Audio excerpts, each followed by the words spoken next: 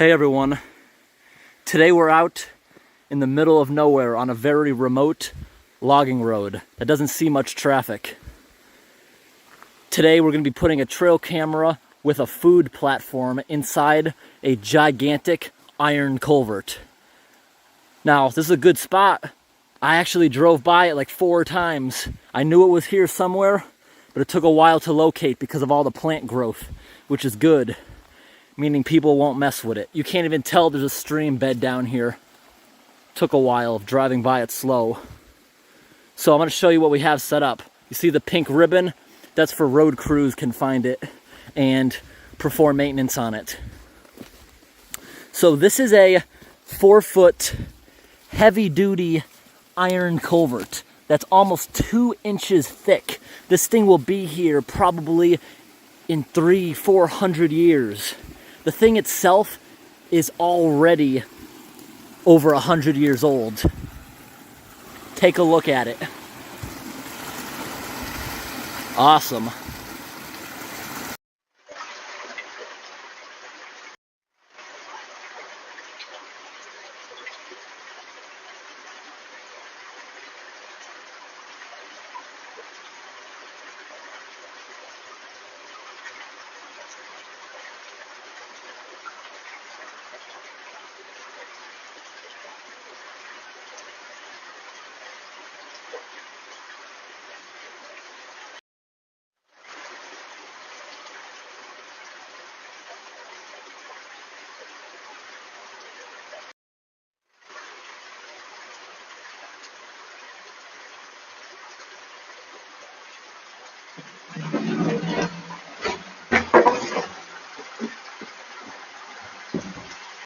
Hey everyone, you just saw that video of the bear pulling out that piece of plywood with the chicken on top of it.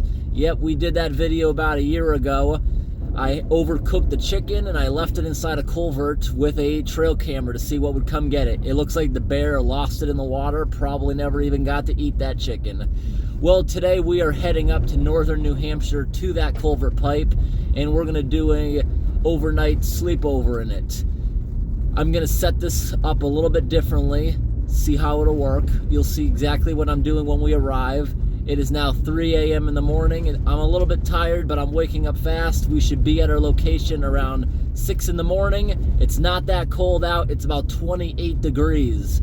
Today will be slightly above freezing, but tonight is gonna be the night we're gonna sleep in it. And overnight, we're supposed to get over a foot of snow in that area. That's going to be pretty awesome to wake up to. Matter of fact, tomorrow we'll be driving out in a pretty bad snowstorm. It's only March 13th, and it's still pretty cold out. I don't think any bears are out of hibernation, but yesterday, I believe the area we're camping in got close to 50 degrees. The bears should still be in hibernation, especially since it's cold again, but just in case, I did bring some bear spray that I'm going to have with me in the culvert.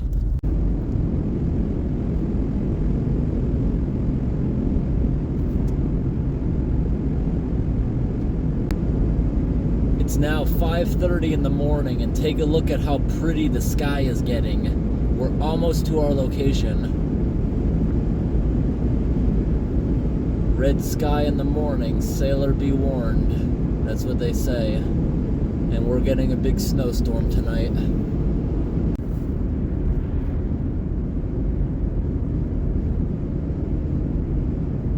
Alright everyone, we have just reached a snowmobile trail. Not the one in front of us, but there's one to the right that goes underneath the highway. That'll be pretty cool. There's a big culvert pipe for the snowmobiles, and we're gonna take that, and that's where we're going, instead of just crossing over the top of the road. Parking right here. Hopefully when we get back, the snow's not too deep, but it shouldn't be. We're supposed to get like a foot of snow total here, and the bulk of it is going to be during the daylight hours tomorrow, even though it's going to start tonight. So we'll be walking out of it tomorrow morning, a bunch. All right, everyone, so you know how this works. I got my big sled here. I added a handle on the back because if you saw last time, I had some trouble slowing it down going down hills. That won't be a problem on my walk out, but it will be a problem coming back tomorrow because there's a hill that's like a mile long that I have to go up today. It is pretty steep in certain parts. Definitely going to need that to slow me down tomorrow. So here's all my supplies for tonight. And you know how this works. I put a piece of plywood over the top with a bunch of bungees and we'll be ready to head out. Here's my thin mattress, which goes underneath here. Just tuck that in a little better as we put the piece of wood over the top. All right, everyone. So I'm at the edge of the parking lot, about to go onto the trail. Everything here is set up. I don't think I need the snowshoes yet. Do I think I'm going to need them at some point? Probably. So here's the trail we're going to take. You see how it goes right underneath the road? You can see right here, the snow groomer came through here. No snowmobiles yet today. The groomer cannot fit in the culvert underpass, so it goes over the road. I can literally see its tracks. It was just here. We're about to go in that tunnel. That's going to be fun. Also, since my last video when the bungee cords kept popping off as I was walking, I went and I drilled a hole every couple inches so I could easily secure things to the sled. Right here is a prime example. Whoa, this sled's actually pushing me. This is a prime example of... Woohoo! That was a fun ride. Well, if I didn't ride it, that would be a prime example of when I would need the rope on the back to help slow it down. This thing is even heavier than it was our last camp. So you see the groomer goes up here and across the road while the snowmobiles come through the culvert pipe.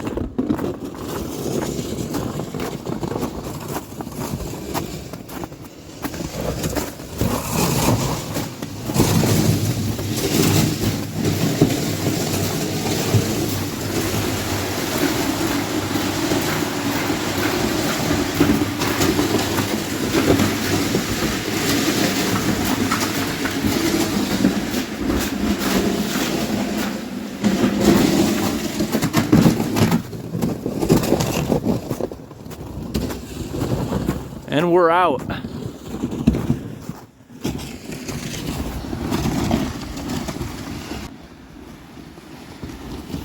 Not even 6 o'clock out yet. And begins our journey.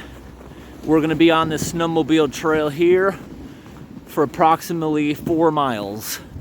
I expect to get to our culvert pipe in maybe 2 or 3 hours of walking. Hopefully just 2. The trail's very smooth, well maintained. I actually thought with the warm weather that we had yesterday that the trails would have melted enough where snowmobile season may have been called off temporarily. But no, they have plenty of snow this far north. And here is the spot where the grader crosses the road.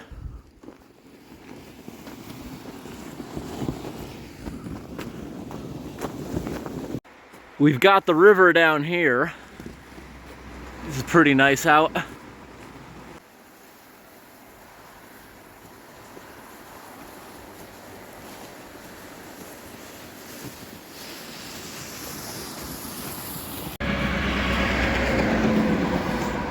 We're walking right next to the road right now.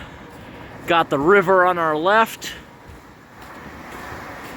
Yeah, you can see right here a good amount of snow melting from yesterday. I didn't realize how far the parking lot is.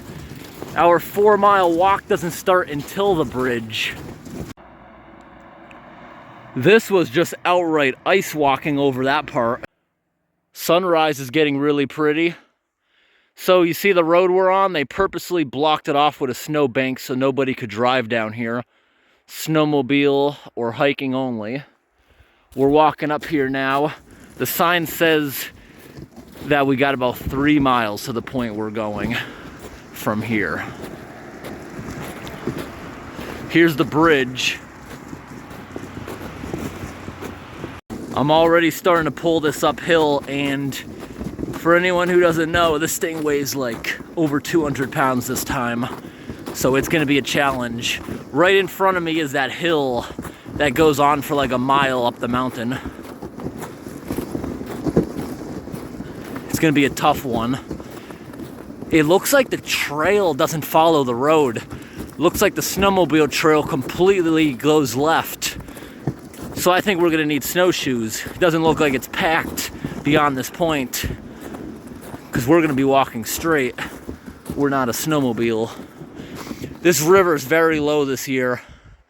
This is the river we camped on last winter. Last winter it froze over solid with a foot of ice, and there was no rocks. It froze over when it was deep. It's pretty shallow running this time around. Wow, the sky looks so pretty. Look at that. Amazing.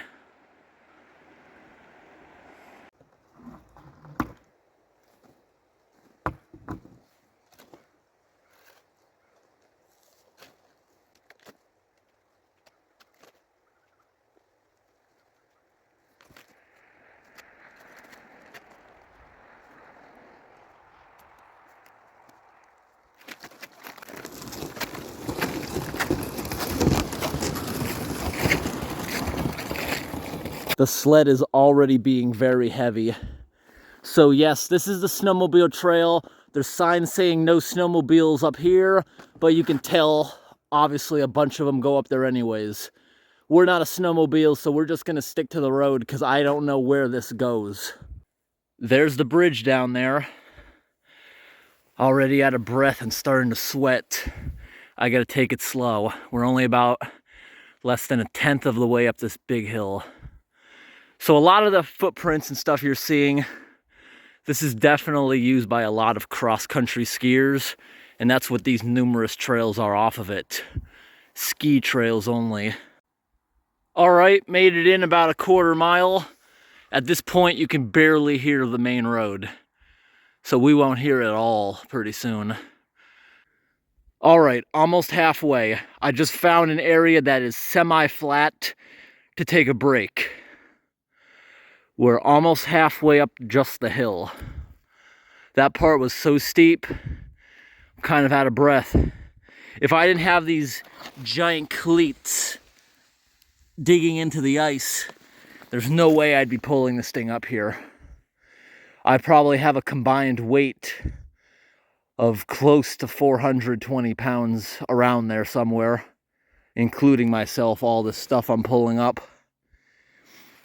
This hill, I knew it. This is probably the worst hill I've ever gone up with this sled. This isn't a normal road, so this has some pretty steep parts. I wouldn't be surprised what I just walked up if that's close to a 20% grade. What I'm on now is more probably like 12. All right, everyone, we just made it to the top of the steep hill. You can see the Parks Department cut this fallen tree out of the way of the trail. It's still very much so in the road. They'll get the rest as soon as this road reopens for traffic in the spring. So this entire road is going uphill, but the big hill's done. We don't have to deal with any more giant hills today, just a steady incline. Tomorrow it'll all be downhill. This is not steep enough at all where I would lose the sled if I let go. White Mountain National Forest Campground. Wow, I've never been up here before in the winter when this is all closed. Not a single person around. There'd be cars parked up this entire road if this was summertime. Is it pretty cool? You know, just taking tiny little couple-minute breaks here and there just to film things really helps me catch my breath. I just stopped because I just wanted to read those papers that they have taped over that. I thought it may have to do with no camping, but no, it's just talking about the drinking water not being safe. It does not meet requirements, it says. I have pretty big snowshoes on. I'm seeing everyone else's snowshoe tracks are tiny because you want to compensate for all the weight you're carrying. That's why I bought the giant ones. I've never been up here when the trees didn't have leaves. I've never seen that water tower before. That must be how the campground gets their drinking water.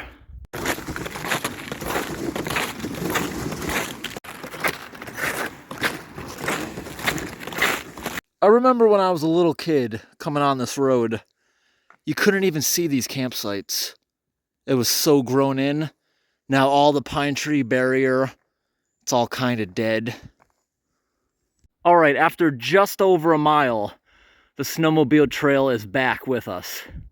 I think the reason they had it leave for that is, well, I guess it's a more interesting snowmobile trail, but also I think it's because they don't want snowmobiles going down that steep hill with skiers. It could be kind of dangerous. It's a very steep hill with many blind corners, as you saw me going around. There is a big pile of poop in the road, probably from someone's dog. This is kind of cool. Look what I'm walking in.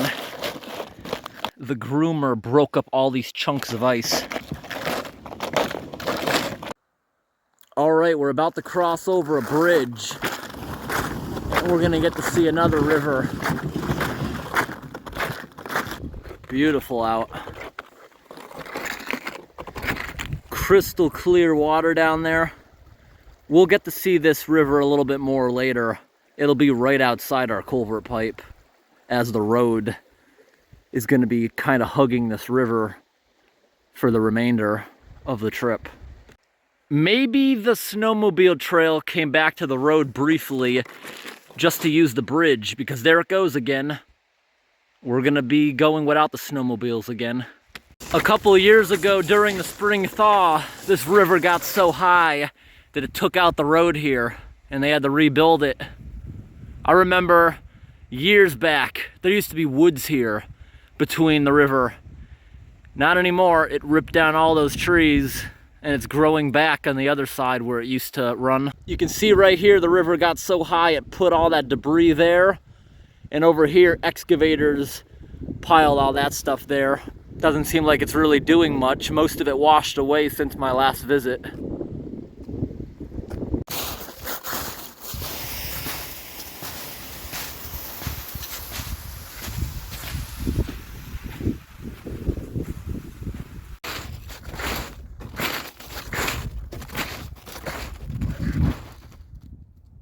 In this area of New Hampshire, they typically don't leave logging roads open for people to use, which is unfortunate because they used to. I remember going down this road as a little kid with my grandparents out moose watching.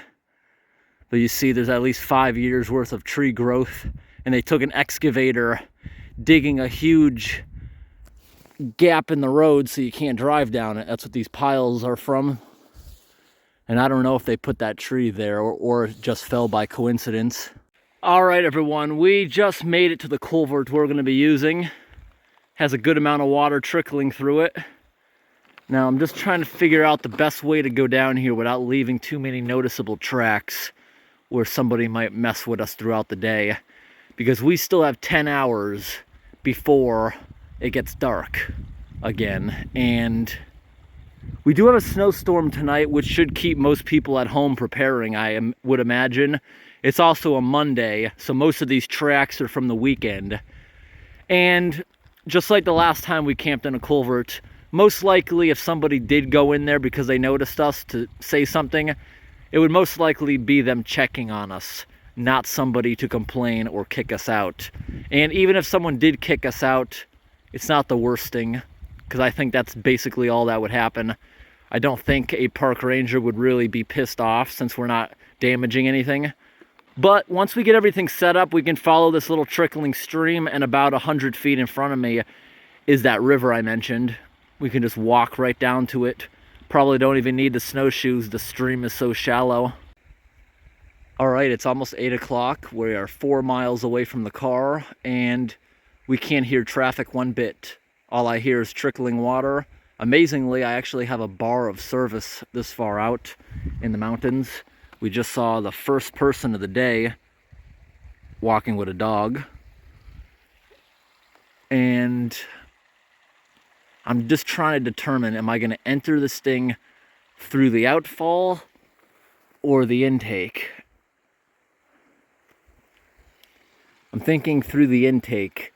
My tracks will be less noticeable and easier to get out of there and in there, because I'm going to go up here into the woods, up a little ways, and come down here. I don't really care if tracks are going there. There's footprints, honestly, everywhere going off this trail in random spots. All right, we are making a very noticeable trail, but we did it like 70 feet away from the culvert, and we're circling back. This will be noticeable, but I don't think it'll stick out to almost anyone.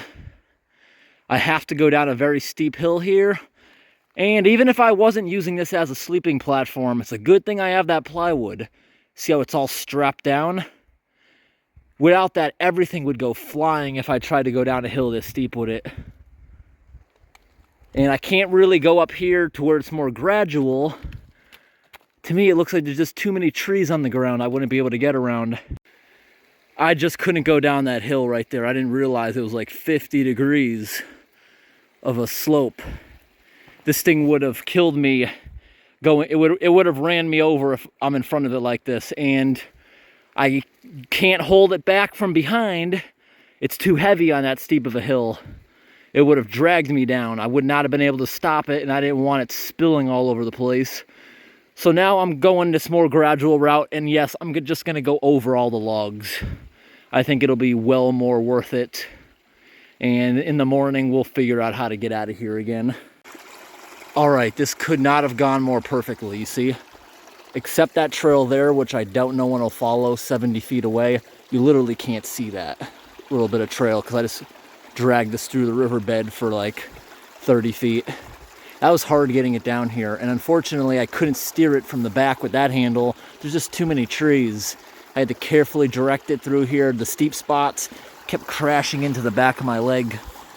Thankfully, it didn't hurt that much. It didn't have that much momentum behind it, but this thing would have ran me over if I tried going down that hill. So in the morning, I don't know how we're gonna get it out, but it won't be that big of a deal. Now, can we get this out of the way? Oh, good. Thankfully, we can get this log out of the way. That would have been a pain in the butt if that was frozen. Now we can drag our stuff right in here. Look at the thickness of this culvert. That's over an inch thick. Heavy, heavy duty cast iron culvert pipe that we're going to be sleeping in tonight. For some reason, I thought this was going to be a 5-foot pipe, but it's a 4-foot pipe. It works. We'll have fun. There's even an ice dam over at the end of it. So we're gonna pull our whole thing in here, set up, and you know what? Last night, literally, I only got 3 hours of sleep because when I want to do something like this the next day, I'm just so excited, I just can't sleep. So it ends up with me being pretty tired, and you know what? I'm gonna set up my camp, and unless we get interrupted by someone, which I highly doubt, I think I'm just gonna try to sleep all day. But we'll see how I feel after setting everything up. I gotta get these snowshoes off first. Here's the little ice dam at the end. We got some raccoon tracks in here. That's pretty cool. I don't think they'll mess with us.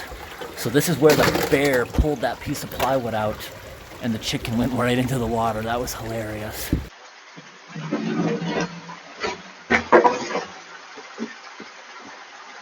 Yeah, so once we get everything set up, maybe we'll go take a walk down to the river, which is just out of sight. It's less than 100 feet downstream. I gotta go pull my sled in here now. You see, everyone, this is a real cast iron culvert. You see all the casting marks on it? Extremely heavy, extremely durable. This pipe will be here in hundreds of years.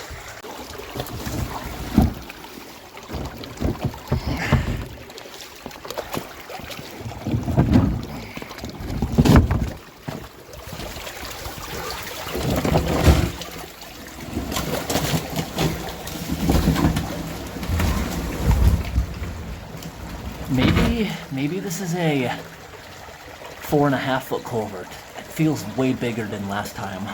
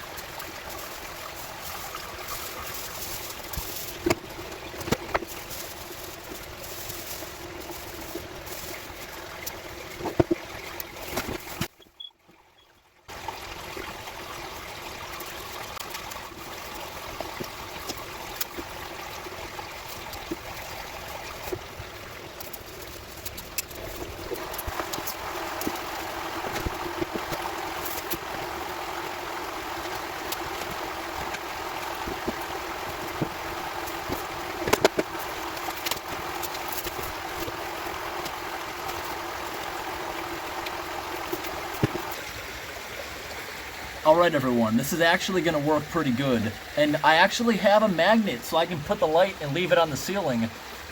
Now, there's so much water noise and I'm like in the center of under the road. I don't think anyone can hear me talking out there, honestly. And today I did not bring blankets like I did last time, to use as doorways. Next time I think I will use a blanket, or at the very least buy thicker emergency blankets. So I went on eBay, and for $10, I was able to get 10 emergency blankets that are 84 by 54 inches, which is the perfect size to block that, you see? I also didn't realize you were going to be able to see through it. But it's kind of cool. It's like being in outer space, you see, without the light, with the light. It's like a big mirror, but I didn't realize you could actually see through it like that. So when I started putting the magnets on it, it immediately started ripping. But good thing I thought of that. I brought duct tape, and if you could see in the time lapse, I put a couple pieces of duct tape across the entire thing as reinforcement, just so it can't blow out. If there's a big wind gust, it'll at least be intact somewhat. But we have a really big shelter today. I even included the sled as part of it. I'm going to put up another wall right here. I am going to do it now because I think I am going to actually try to get some sleep despite it being 9 o'clock. That'd actually be nice. I wouldn't mind that at all. Sleeping all day, and then I get to stay up all night. Because you can see my eyes. I am very tired. Like, not too tired, but I want to sleep. I do want to sleep. Currently, it is 39 degrees in here. Outside, it's about 28. Not that big of a difference. But I have a propane heater. It's a little buddy heater. They actually have a built-in oxygen sensor. So before it would get to dangerous levels where it would kill you, it would shut off. But I also have a CO detector in here just in case. But culverts, they're drafty. So I don't think there's really a chance of it building up. I don't think I could ever get this place as airtight where it would become dangerous. So take a look at this. The sled is actually part of my shelter, and it's stable enough to walk in. That sled is actually very thick. Despite it not being on the ground and allowing water to pass under it, it's solid like a floor. You don't feel like you're going to break through it, bend it, or anything. The sled itself weighs like 50 pounds. It's very thick plastic. I have 10 of those emergency blankets. One of them is there for the door. If it rips, who cares? I'll put up another, and the next one will be reinforced a lot. To the left side, you can see it ripped around the magnets, but I reinforced it with duct tape. I'm going to build another wall like that right here. I also brought this. I was thinking I could put on the wall, like behind the heater. It's made for a car. I got it on Walmart's discount shelf for only $1. In fact, I bought like 10 of them because I was thinking I might be able to use this as a shelter at some point. This thing you could stretch across the entire opening. I wish I brought a couple of them. It'll make it nice and dark in here for sleeping. Although, it's not going to be dark because I usually leave the light on so you can see me sleeping, time lapse. Because I like to know with the time lapse if I actually got some sleep.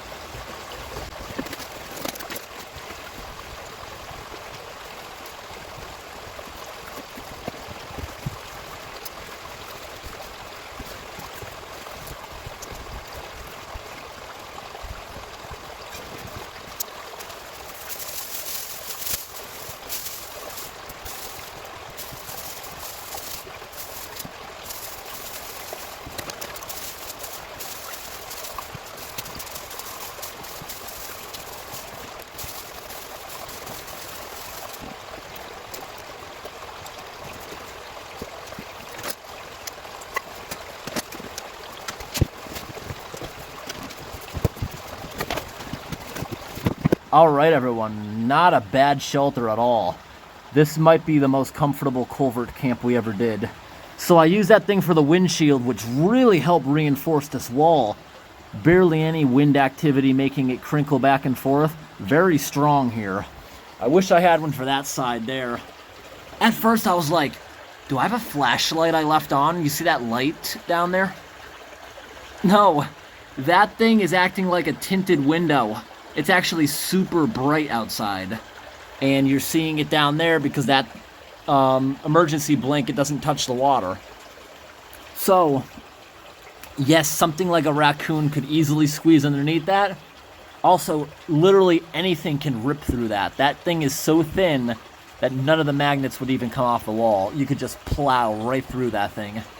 So let's hope an animal doesn't mess with us. I feel like an animal will be far less likely to mess with us in the daytime. So that's why I'm going to actually try to get some sleep now than later. So let's get the heat on for just a little bit in here. It's not going to do much because there is a draft. You see, this thing moves. It's breathing back and forth. So let's just try to get the heat on. So you gotta let that run for a couple seconds, the pilot light, because what that's doing is there's a little heat sensor right there that it's against, and if that thing's not hot, it won't leave the gas on, so it won't suffocate you. Now we can go and turn it over to high, and this whole thing will start glowing red. Now, this thing we can actually use for cooking on, because someone taught me you can remove this grate, put it on backwards so it's up here like a grill, where you could actually put a pan on it. But I'm not going to take that risk because all it takes is me spilling a pan of water or whatever onto it, and we could easily destroy this where it wouldn't make us any more heat. So I brought a tiny propane burner that I just bought because I didn't want to bring the one I used in my first Culvert camp. If you remember, I had this whole propane grill in there, and that thing is heavy. I'm already carrying enough weight, and I'm already stressing out about having to lug all this stuff back up to the road. But it being morning, I don't really care if anyone saw me removing the stuff. That's really not a concern at all. Alright, this smells like a furnace when you first start it for the year. There's dust all over it burning off. Yeah, I hope that CO detector doesn't start going off and wake me up in the middle of my sleep. But it won't, because I'm not going to leave this thing running while I'm sleeping. Although I could find a spot where it's not where I'm sleeping, because this is a long shelter. We are occupying at maybe, I think this is about 13 feet of space. The platform I'm on from this wall up to here is 8 feet, 9, 10, 11, 12 or 13 feet of space in here.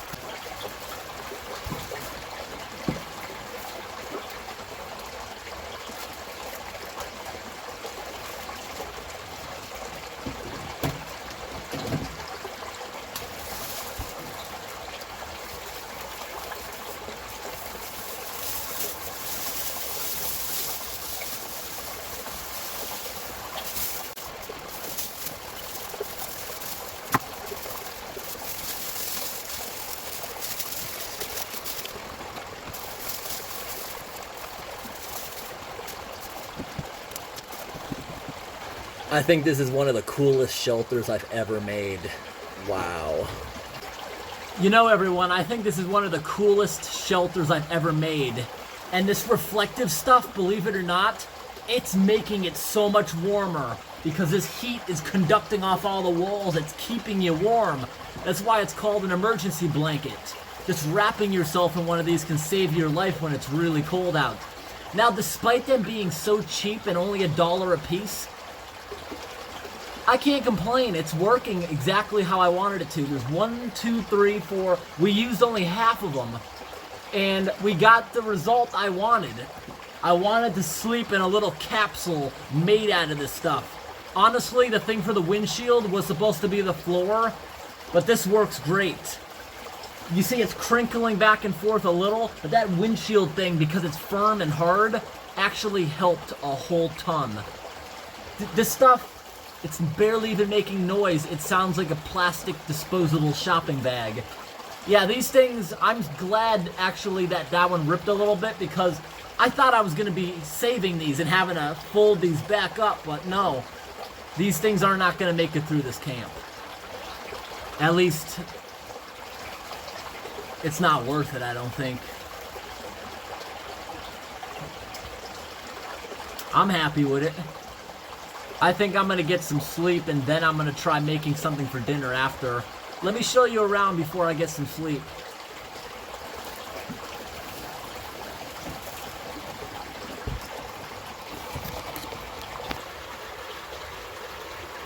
This is actually going to be a pretty relaxing place to sleep, surrounded by all of this stuff. It makes it look like I'm in like a space shelter. I am actually seeing some of the pipe here, but this just came undone a little bit. Yeah, I'll fix that. I actually ran out of magnets. I used up almost 40 magnets. Looks like I gotta buy more. This place is giving me the fake illusion that it's like the middle of the night, or about to become night, because you see we can barely see daylight through that film. So here's what I got in the back. I got my little gas burner. This is to hold the propane tank underneath the burner. I got some pots and pans so I can purify water later on and make some tea. I have a whole gallon of water I brought with me, a couple other drinks, paper towels, soap to do some dishes. I brought an MRE in case I run out of food and am still hungry. There's my CO detector. Some gloves. There's my winter hat. It's too hot in here at the moment for that. And here's some protein shakes maybe for breakfast. I still got 5 of those emergency blankets in here somewhere. And a whole bunch of propane. The first time I ever slept in a culvert, I did it for 36 hours, and I burned about, I think it was 6 cylinders. I brought 8 of them today. Don't think they'll be needed. This place is already getting so warm. The heat has been running for only about 20 minutes, and we're already approaching 60 degrees. I highly doubt we're going to see a bear, but this is bear spray just in case. Now, you don't want to spray this anywhere near yourself. You will blind yourself and most likely suffocate yourself if you're near this stuff. So, if in case there was a bear attack in a place like this, and again, we only have black bears, it wouldn't really be an attack. It would probably be it looking for food, and it would probably leave as soon as you woke up, to be honest. But if you did have to use bear spray, aim it and you run out whatever other way there is, so you're not anywhere near the spray. This stuff is so strong compared to like pepper spray. I have licked pepper spray before, and it is nothing compared to this. See right there, you can see some of the residue of the bear spray. I stuck my tongue there once, and I was burning for like over an hour. Just a tiny little pinprick of this stuff. It was horrible. I think just for while I'm sleeping, I'm gonna set up another one of these in between the tent, you know, like halfway, so that way I can keep my heat better. I'm gonna block off the back half. I'm gonna put up one more of these blankets to block off that back half. Then I only have to heat this, and it'll stay warmer because I'm not gonna sleep with the heater running. There it is.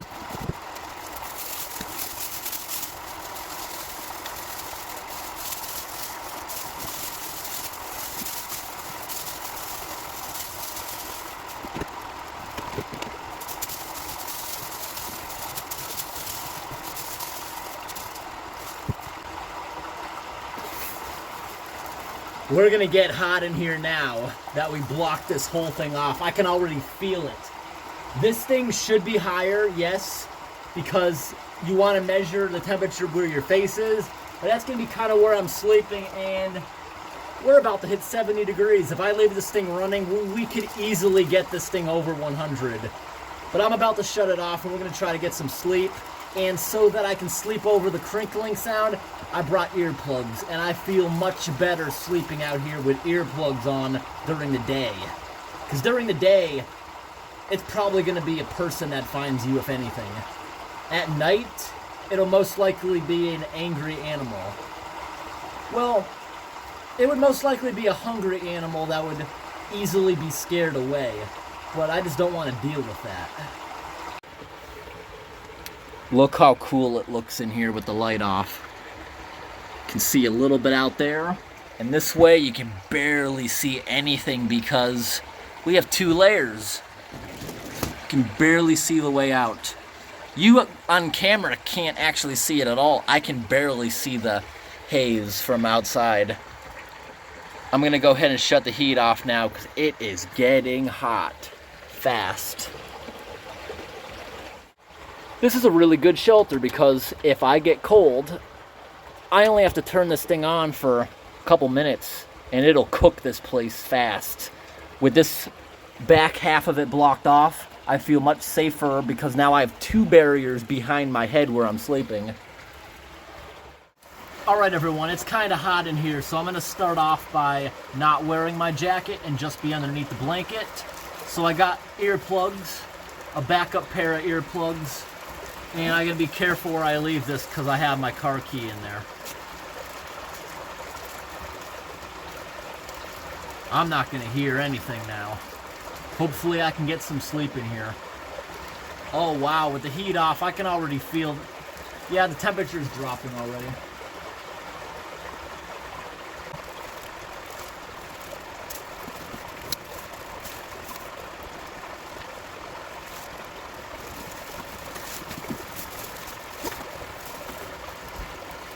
Did you guys notice that I'm wearing sweatpants today over my normal pants? Well, I anticipate it getting a little bit cold, especially tonight. It'll get down in the teens when it's snowing.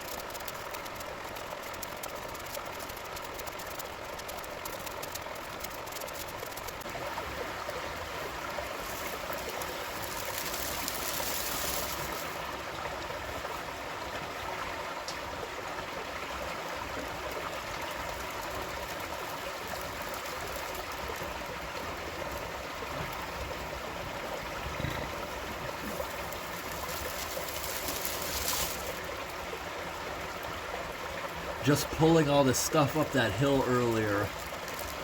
I get bad cramps every time I stretch out. We're keeping a good temperature. I haven't used the heat in hours, and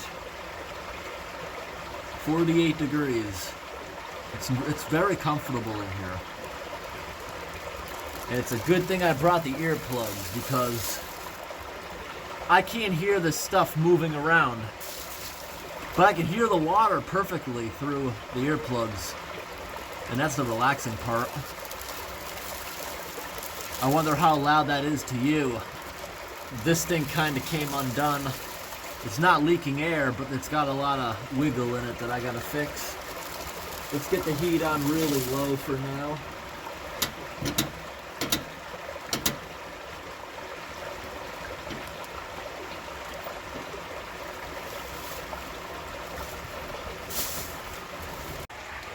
Alright, so it's 3 o'clock now, and that means I got about 6 hours of sleep in here. I got up a few times just to turn the heat on, or briefly take a drink or use the bathroom, but that's about it. I have no idea how well you're going to be able to see this, but right here where you can't see outside is where that windshield cover is. Now, we have like a little window right here, and we can look outside. We're about probably 6 feet or so from the end of the pipe. Do you guys remember when I started? That ice dam was solid. It was going down a little hole. It melted a whole bunch of that throughout the day. Here's the little ice dam at the end. We got some raccoon tracks in here. That's pretty. And that's because groundwater's kind of warm. Despite it being below freezing outside right now, the groundwater's still active because it's not that cold enough for that to start freezing up. But I'm definitely not concerned about the water rising and pushing me out of here. Although that is always something to consider when camping in a culvert pipe. Always got to know what the weather forecast is like, what the temperature is. And I did all that. Today's high temperature is 28. Tonight's supposed to be in the upper teens. And we're getting a pretty big snowstorm tonight. All those factors mean the water should stay nice and low. This place, I could make it way more airtight with the duct tape. I could duct tape every little seam. But I don't, because I want there to be a little bit of ventilation so I can run the heater comfortably. And I'm gonna probably start cooking pretty soon. Just that little pilot light without the burner on, that's producing a good amount of heat in this enclosed space. We have a spider friend in here I just discovered. Look at that.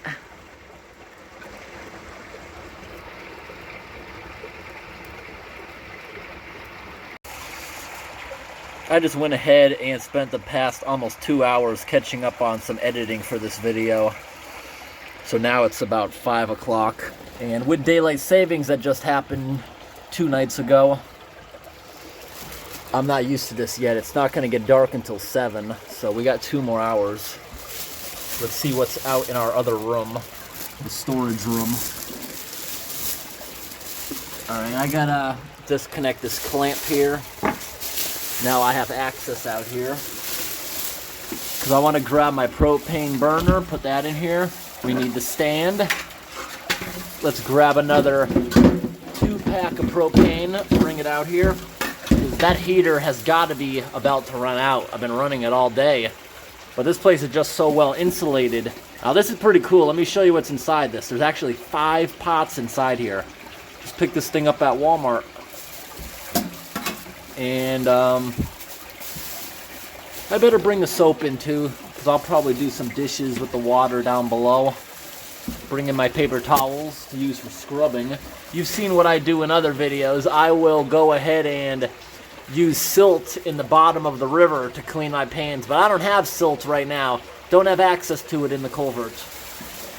But you know what I do hear sometimes, and it's kind of scary? Every now and then I will hear a rock tumble through the culvert, just getting taken away by the water. It's kind of frightening because you don't expect it. So everyone, here's what I bought for dinner. We have 8 hot dogs with us. I will probably eat all of these by the end of the night. But we're going to start off with just 2. I bought some cornbread. I'm most likely not going to finish that and be bringing it home. I have an orange. And I love eating these out of the jar. Olives. I don't like olives in salads, and I don't like them on pizza, but I love them separately. And I also got this. This is freeze-dried rice. All you have to do is boil a cup and a half of water, pour it in here, and you just wait. Very simple camping food. Purchased in Walmart's camping department. And that's about it. Other than what I showed you, I got an MRE if I want it. And what else do I have for food? I thought I had something else. Oh yeah, protein shakes. Alright, so this propane burner. First off, you gotta pull out these little stabilizing legs so it doesn't tip over while you're cooking. That goes on the ground. A propane cylinder goes inside of it. Remove the dust cap. Right inside of it, pretty sturdy. And now here is the burner. Remove another dust cap. Safety tag, you can remove it, which I'm gonna. It's not in the way though, it won't catch on fire or anything. Very sharp knife. Just got this thing. And this burner screws onto the top. Probably better to screw it on before you put it in there.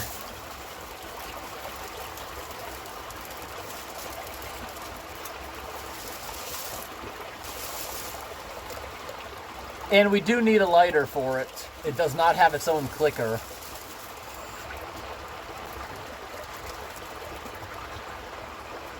Now check this thing out. See how compact this is for when you're camping? You just open it up. You got a bowl right here. You got a cover. You got a measuring cup, and it does not say cups, it just says ounces. Right here you got a little pot that the cover goes onto. And you got the main frying pan. Nice.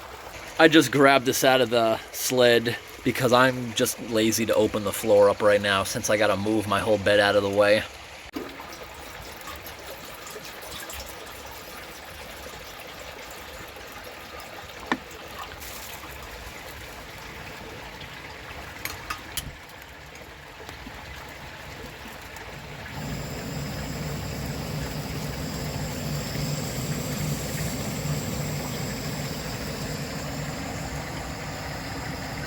From the heat I'm making, I bet the pipe itself is covered in condensation.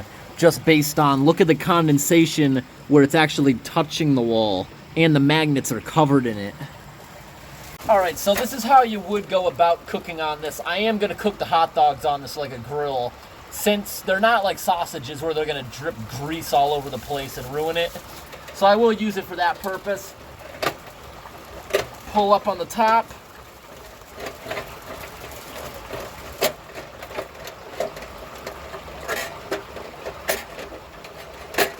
There we go. I had to wait like 5 minutes for this thing to cool down. Then you flip it upside down and it reinserts. Just like that. Alright, we're going ahead and turning the heater back on. Alright, got it on a low setting. Get my knife back out and we're going to open up the hot dogs.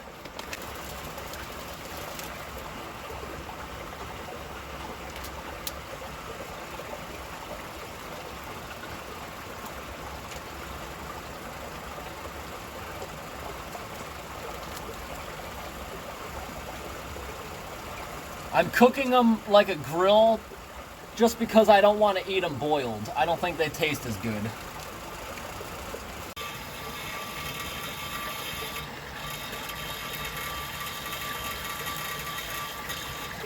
Alright, I have the burner on as low as it goes. That started boiling very, very quickly. I had to do that because before it has water in it, it has no balance. And now we can have some tea. All right, I had to open my door into the other room because it's getting way too hot in here. Look at this, there's moisture all over the walls like when you take a shower just from this steaming pot. That's now cooling down, it's off. That just rolled. I keep finding the one on the end on the ground. I turn this thing on high to cook my food faster. And it's like torture at the moment. That thing over there only says 78 degrees, but I think that's because it's near the cold wall. It's too close to that. I don't think that's being accurate. It feels extremely hot in here right now. Yeah, I'm gonna move that to one of the magnets above me. I wanna know how hot it is in here. And I also gotta start turning these things around, making sure they don't burn. Wow, that's so hot, I can barely put my hand anywhere near it. Yeah, these are gonna be done pretty fast. All right, so we are up now to 95 degrees. It probably would have been worse, but I turned this thing down. I think these are all nice and cooked now, cooked through, warm. People always ask me, why don't I ever use condiments, or very rarely? Well, if I'm having food that I like, I'm not gonna cover up the taste. I use that for junk food, like really cheap stuff.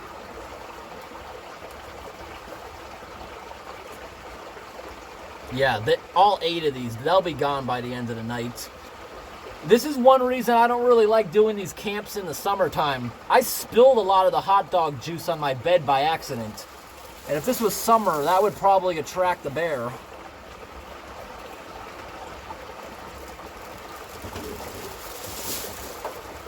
Turn that thing off, let it start cooling down in here.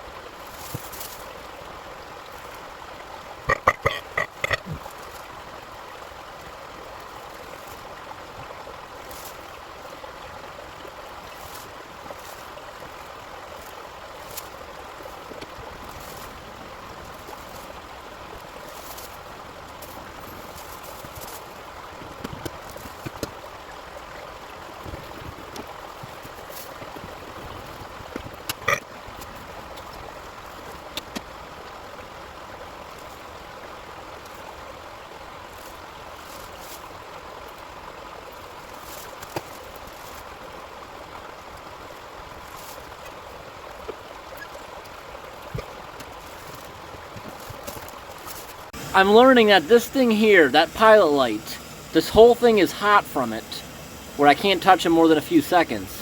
That's not producing enough heat. But on low, it's too much heat. So I'm gonna try to figure out with this thing, what setting can this burner be on where it actually keeps us at a good temp? There's gotta be a spot, because this thing has an actual knob. There's gotta be a spot where it'll keep it steady in here while I'm awake.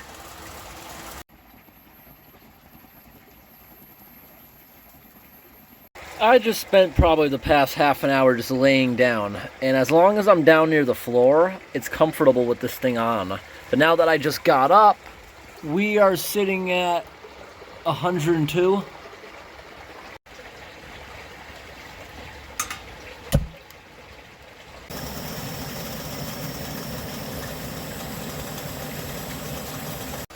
Check out this awesome steam if we bring this out where it's pretty cold. Watch when I pour it against the culvert pipe itself. Wow, look at that. One more time. Look at that great steam. Almost completely dark outside.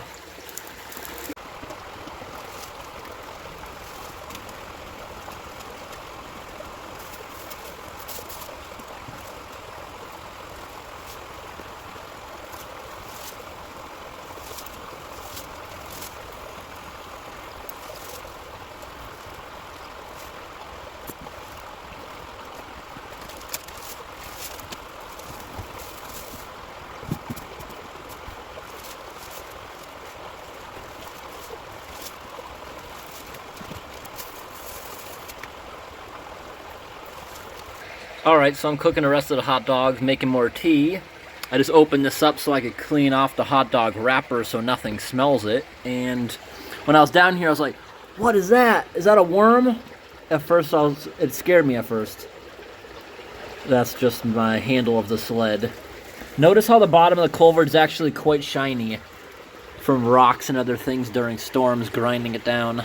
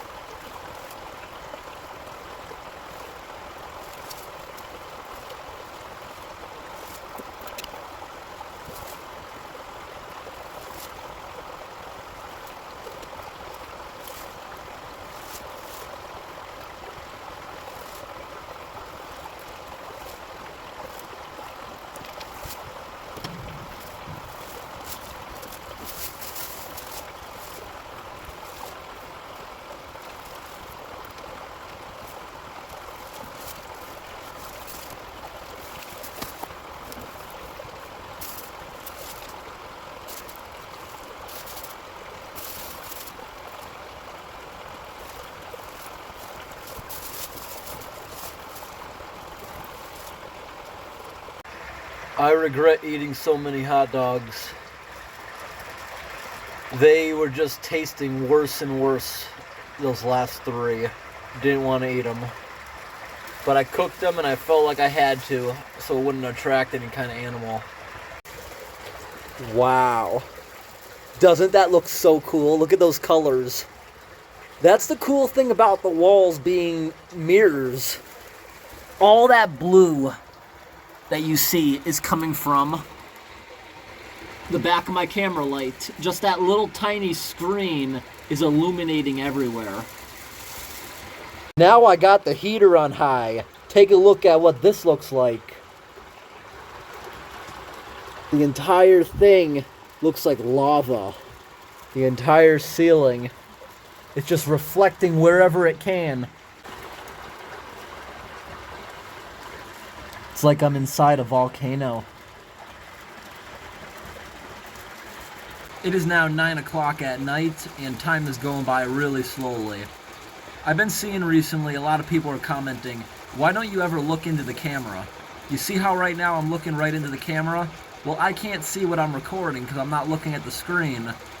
Now I'm looking at the screen, a couple inches to the side of it. So I'm just laying here on the floor.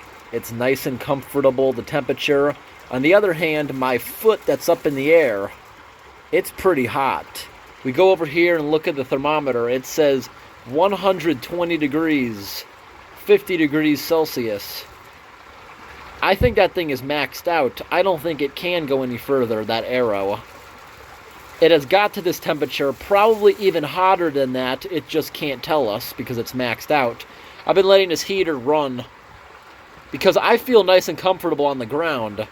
But up near the ceiling, it's very, very hot. Let's see what that feels like when I get my head up there. Wow, it's like an oven up here. Oh, it actually exceeded that mark now that I'm looking at it straight. We're creating heat inside this culvert. It's creating condensation, you can see right here. That is where it's actually touching the culvert. Now, where it's not touching the culvert is still sweating like crazy, like a water bottle on a hot summer day. And if we look down towards the bottom of it, there is a very steady trickle of water coming out from behind this, dribbling down into the water. Without ripping all this down, I just made a little hole. I can't look out it, but I think the camera might be able to.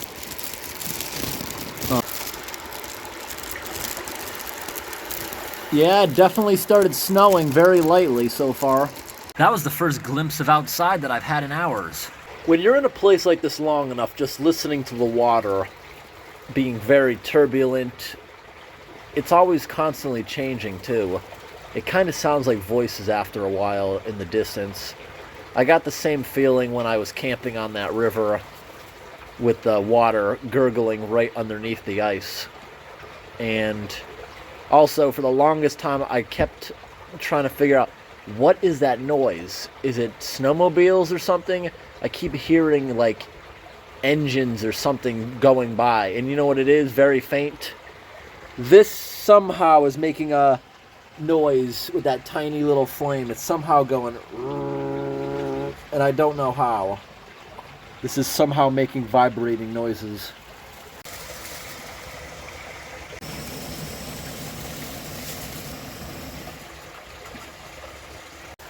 Well, unfortunately, I thought the camera was recording the last hour, but apparently it wasn't. You didn't miss too much. I ate a couple more pieces of cornbread, sat here having tea, brushed my teeth, and flossed my teeth. Washed my hands down here. That's about it. So, we still got a good amount of water there, but I actually want to use a little bit of the stream water. See, it's very clean looking. Got a good amount of current going by. Just grab a good bunch of it.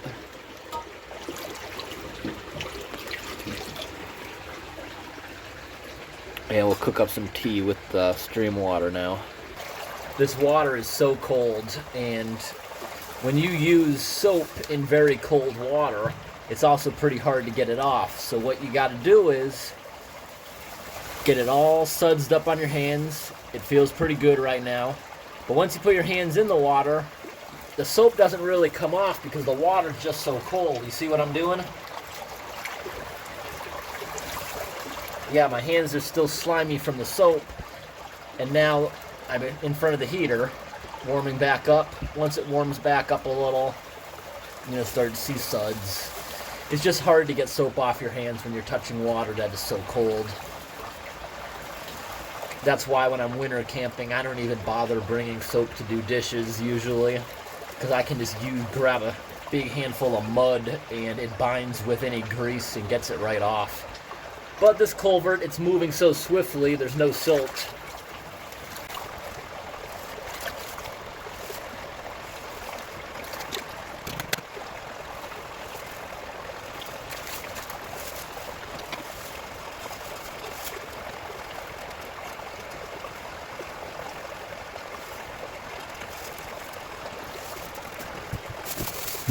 My stream tea is done.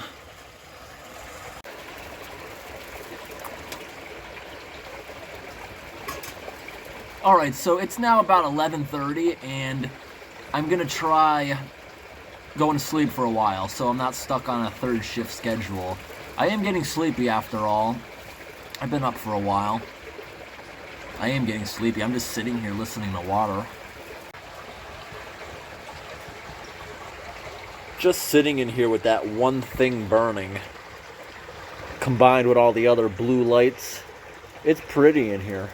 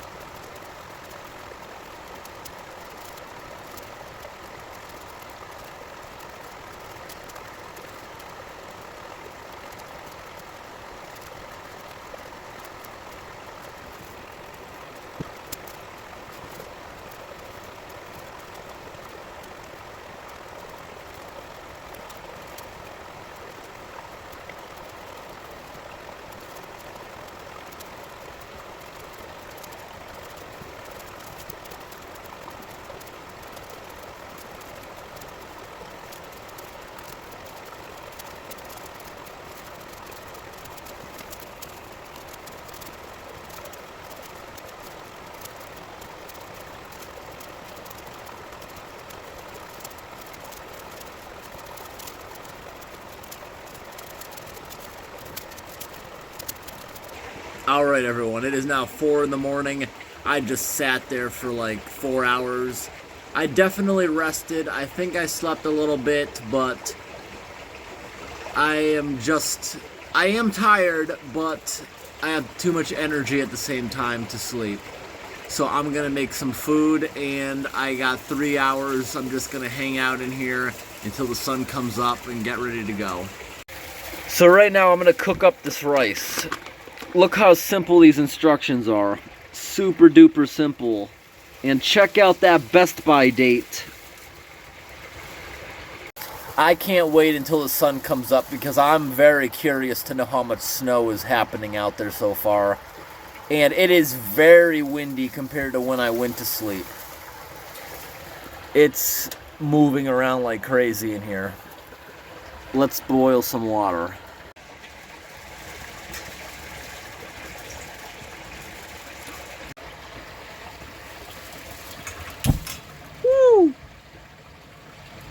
Alright everyone, let's give this a try, this survival food. First time ever trying this. This is from Walmart, 10 bucks. So, it wants me to open the package near the notch. Alright. That tore very horribly. It looks like that'll be good. It smells good. It tells me to remove this.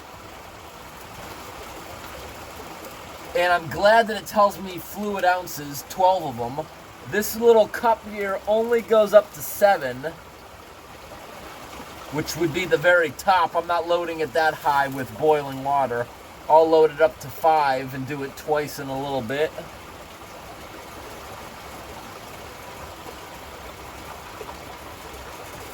What do we got there? We didn't even get it up to the 3-ounce line.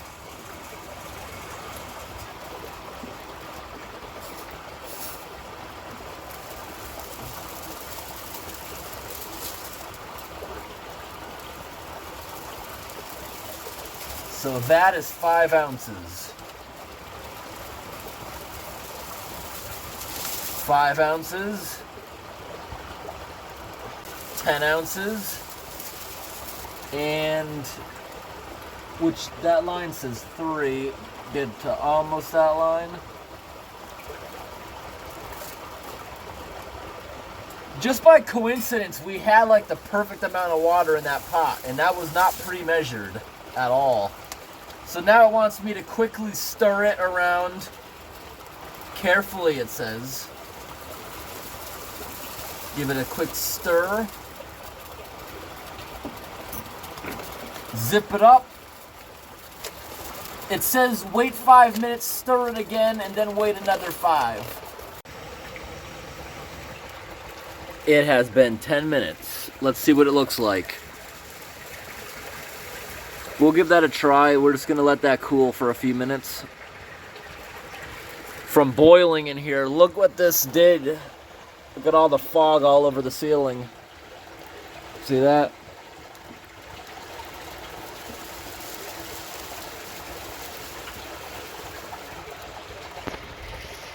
Finally cold enough for me to actually eat it.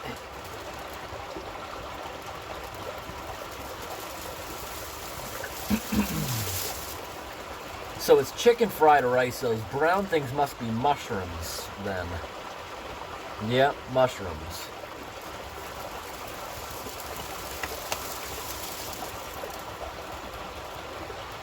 A lot better than I thought it would be though. I like it. Now that the steam has cleared and you can actually see in there, it's got some big chunks of chicken. And you would never really know it was freeze-dried. Everything is completely rehydrated perfectly.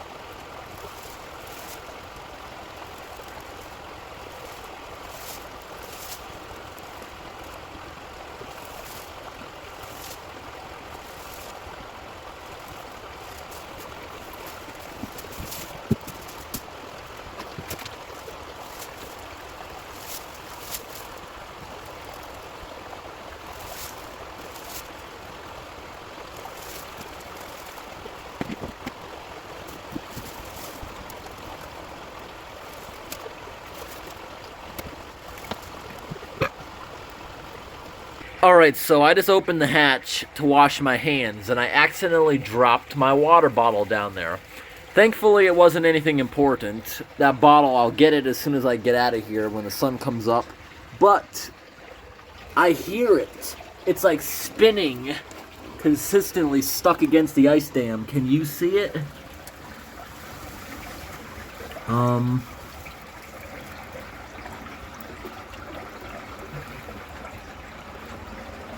See the water bottle anywhere? I hear it spinning or something.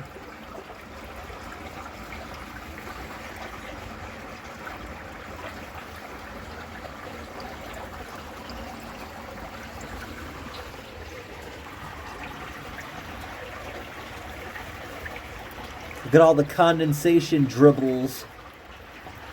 There's not nearly as many as there was because we're making the pipe pretty warm now. This pipe would be a lot warmer if we stayed in here multiple days. This is probably my warmest shelter I've ever made as far as heat loss. The coldest temperature I have ever read in this pipe since I made this place was 45 degrees. It is now 6:20 in the morning and I just peeked outside. Daylight savings gets you. I'm not used to it yet. It's pitch black out still.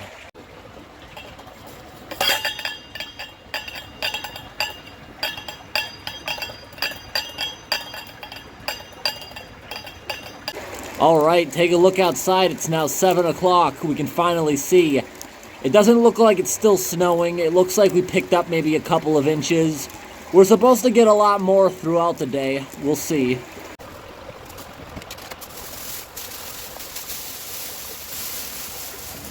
Oh, look at all the water that was on top of that. There was a bunch of water on that.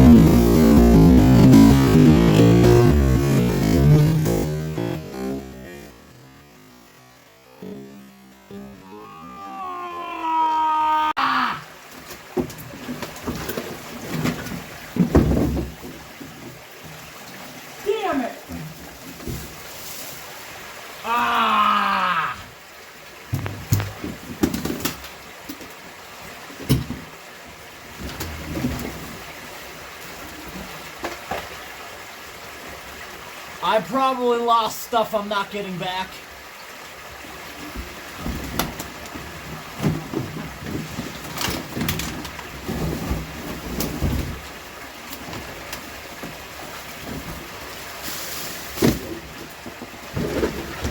The heater is soaked. I hear stuff falling, and it's right underneath an ice dam. I'm not getting stuff back.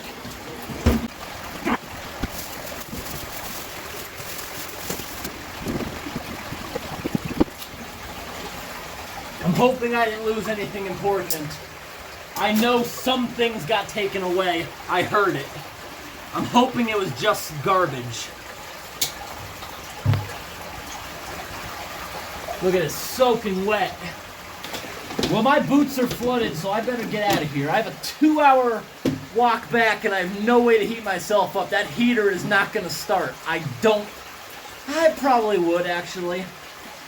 I just hope it's not broken. I have to dry everything now. And I don't even know where to put my gloves right now while I'm processing this. I can't even leave yet. I don't have everything together.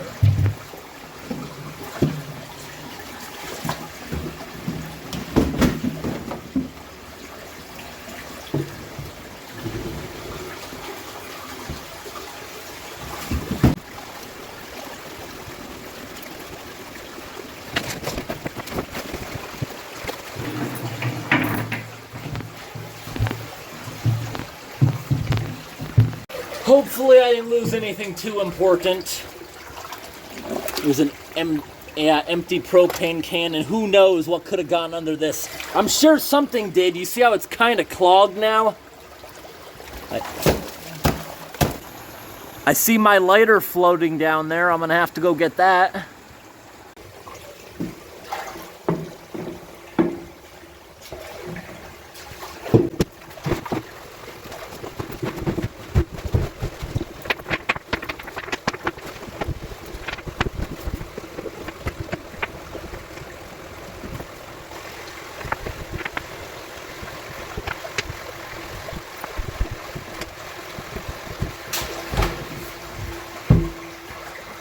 Doing one last walk through, looking for magnets possibly. I'm gonna have to come back here in the spring when all this melts and look for things that I may have lost, although the flood waters will probably have taken away anything by then. I will get my floating lighter, that'll probably never work again, and look for other things I may have dropped. As soon as we get this up to the road, then we can walk around and look for a little while.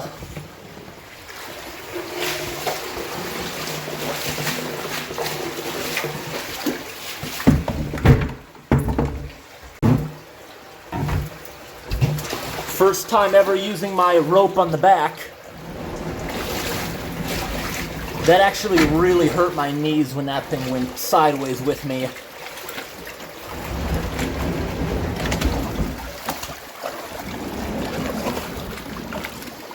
Because it's not that cold out, this is obviously heavy wet snow. Look, it's weighing down all the trees. Makes for beautiful footage though. Alright, I gotta figure out the easiest way to get this thing out of here. This thing weighs even more now because it's all wet inside. Yeah, I can't even pull it over this rock. But that makes sense. This side's flat. I'm pulling it the wrong way. Alright, so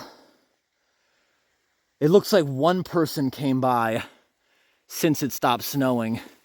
It looks like footprints and a pair of ski tracks. That must have been when? It's weird. It must have been the middle of the night when someone came by. I'm not pulling it all the way around there again.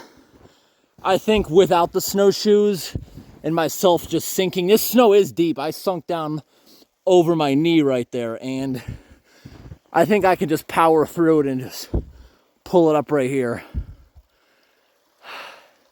I'm pretty sure the pain in my knee, I can walk it off.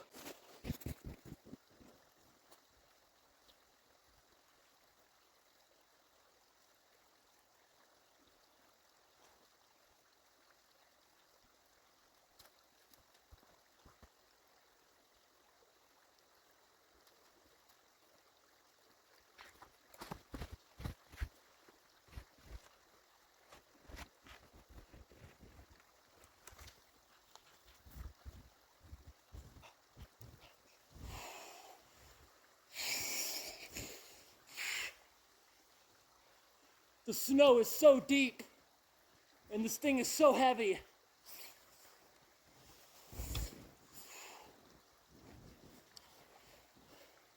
No traction.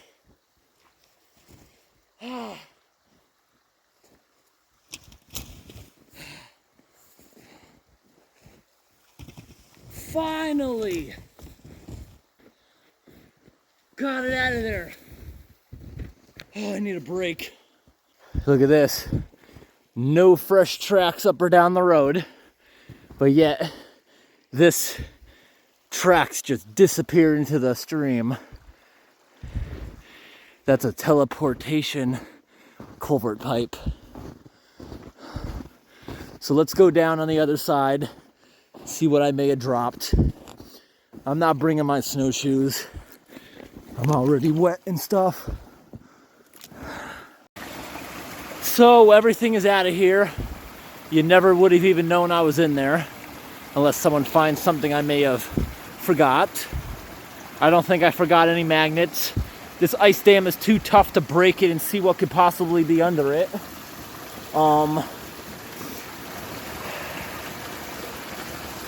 There's a piece of that foil down there I'm gonna try to grab.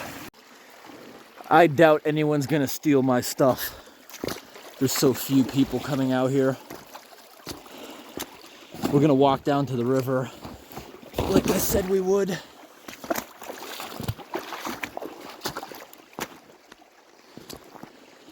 Wow, the river's pretty tiny this far up. I'm walking on unknown stuff. Who knows what I might fall into right here. Hopefully not really deep water. Oh, I can't see anything I'm walking on. Can I get out of here? I'm done walking in the stream bed. I'm gonna knock a bunch of snow onto myself, I bet. All right. So here's the stream where it enters the river. Let's get a view of the river.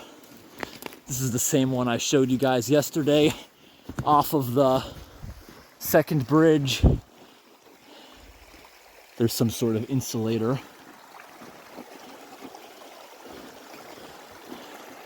Yeah, check it out. Pretty nice snow-covered river. Let's see if I can walk down there. Hopefully this isn't ice I'm on top of. It is.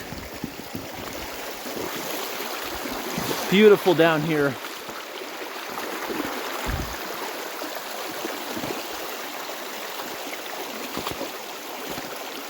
So pretty. Take a look at all these ancient rock walls. This is from the railroad company that used to operate out here until there was a massive forest fire. So that logging company went out of business after that. There's walls all along this river to hold back floods. There's our little stream coming out. Right here's an ice disc trying to form. I remember when I was a little kid, this was a pretty good rock to jump off of. Not when the river's this low, but when it's flowing a bit heavier and that rock is barely sticking out of the water. That was a fun place to jump in. I am very familiar with this area. I've been coming up here since I was a little kid.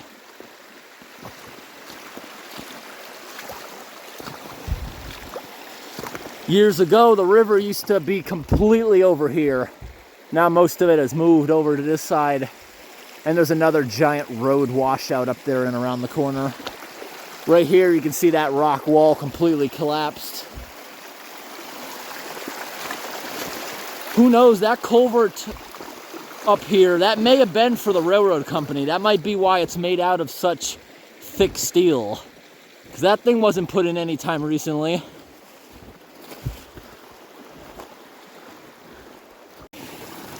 I just got my sleeve all wet trying to get this out of the river.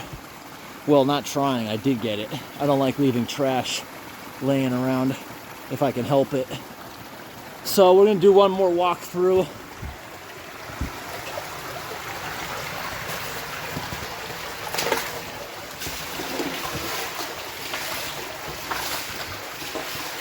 Don't see anything lost. Here's one of those rocks I mentioned. You could hear them in the middle of the night tumbling through. Sometimes was kind of scary. Who knows, maybe I lucked out. Maybe I didn't lose anything. But who knows what got wet. I have a lot of electronics.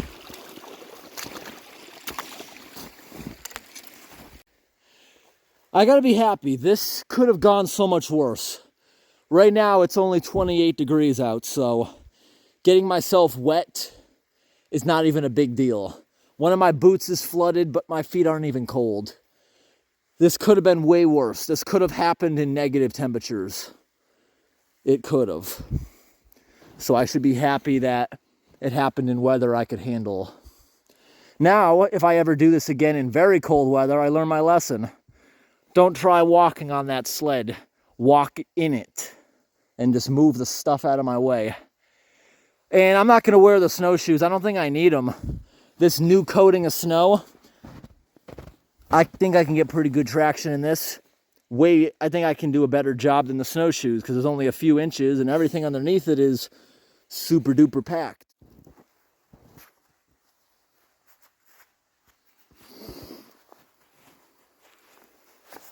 And we're off.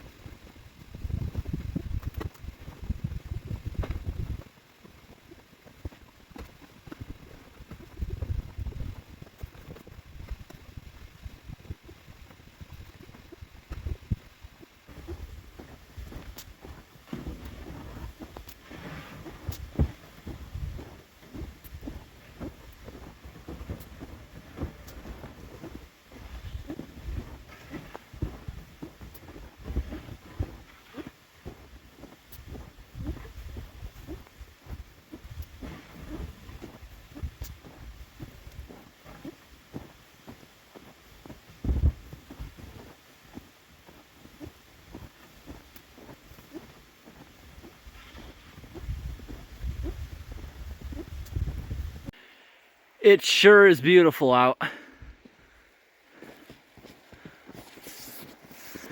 So I don't know if I'm actually carrying any more weight since everything got wet, because I used a gallon, had all my drinks. It's just heavier or harder to pull today because I'm actually pulling it through snow. Yesterday this whole thing was like a big glaze of ice. Much easier.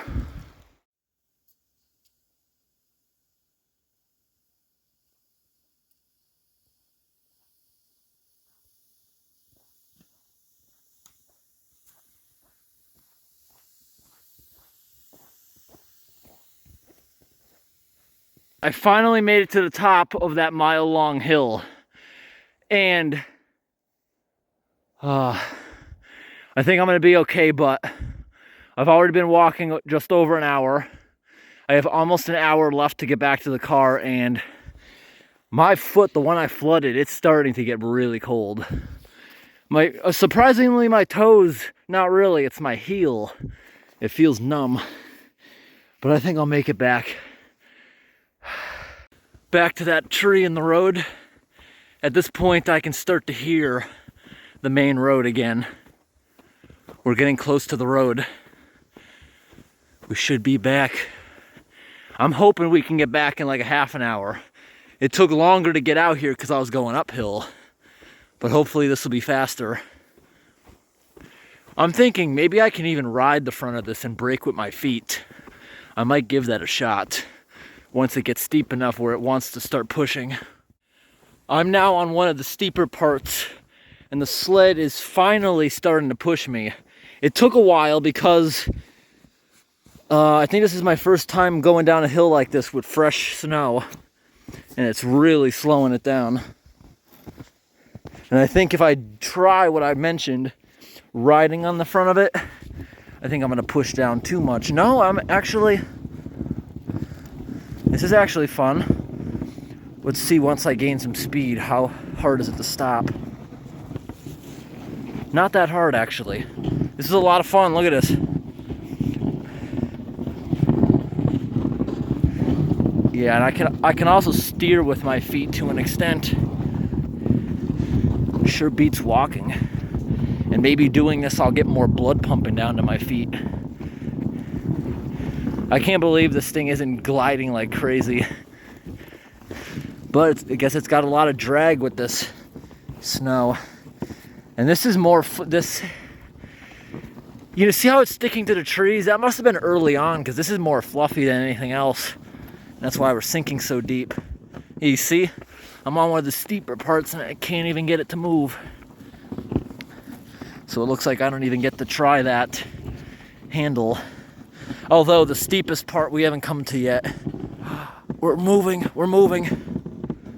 I think I'm pushing down too much on the nose of it. Yeah, I gotta walk again. And my lighter fell out. Back to another pretty steep section. I can't believe that this thing won't slide without me.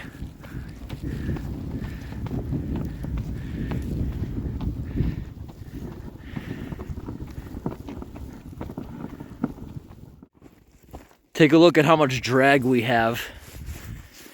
We're probably sinking 4 inches into it. I'm finally able to control it from the back.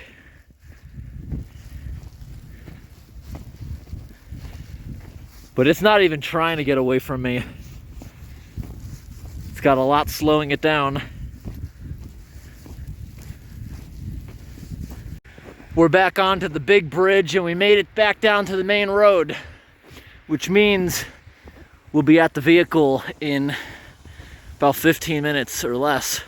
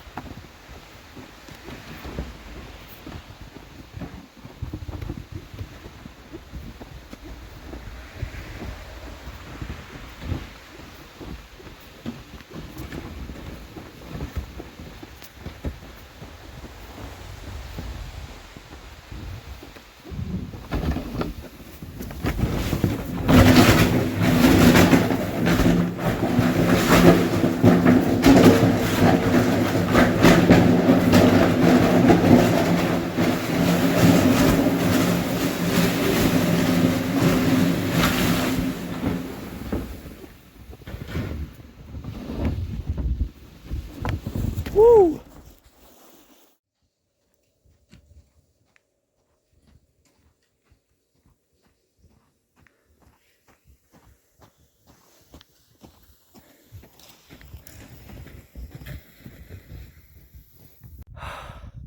Made it back to the parking lot. Wow, it's so dark in the car with all the snow. While it starts heating up, I'm gonna load everything in the back. There's a lot of ice there too, the defroster has to go for a while. I know someone's gonna complain about what I'm doing. These wipers are already garbage. I don't care if I ruin them more.